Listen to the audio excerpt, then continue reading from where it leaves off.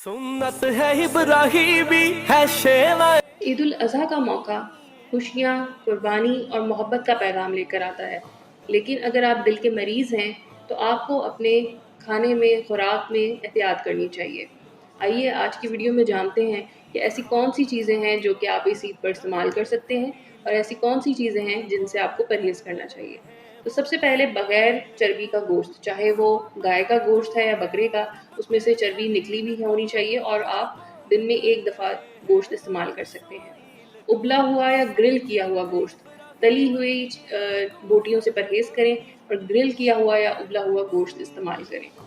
गोश्त के साथ सब्जियों का इस्तेमाल, जो भी मौसमी सब्ज़ी है आप उसे साथ इस्तेमाल कर सकते हैं, जैसे कद्दू, पालक, इनको आप गोश्त के साथ पकाकर इस्तेमाल कर सकते हैं। इसके अलावा अपनी खाने की मिकदार पर भी निगाह ज़रूर रखें, चपाती का इस्तेमाल करें या ब्राउन चावल का इस्तेमाल करें। दिन में ज़्यादा से ज़्यादा पानी का इस्तेमाल करें, कम से कम 8 से 10 गिलास आप पानी का इस्तेमाल करें। अब बात करते हैं उन चीज़ों की जिनसे आपको परहेज़ करना चाहिए, तो उनमें शामिल है कलेजी, मगज़, बिरयानी, निहारी, कोरमा, तली हुई बोटियाँ, इन तमाम चीज़ों से आपको परहेज़ करना चाहिए। साथ-साथ आपको नमक और घी और ज़्यादा मसाले वाली चीज़ों से भी इस्तेमाल करना चाहिए। अगर आप हमारी दी हुई हिदायत पर अमल करेंगे, तो इंशाअल्लाह ये ईद आपकी बहुत खुशगवार और बहुत पुरसुकून गुज़रेगी। साथ में अपनी दवाओं का भी बाकायदगी से ख़्याल रखिए और बीच में थोड़ी बहुत हल्की-फुल्की वर्जिश और वॉक भी करते रहिए। हमारी तरफ से आप सबको ईद की ढेरों खुशियाँ मुबारक।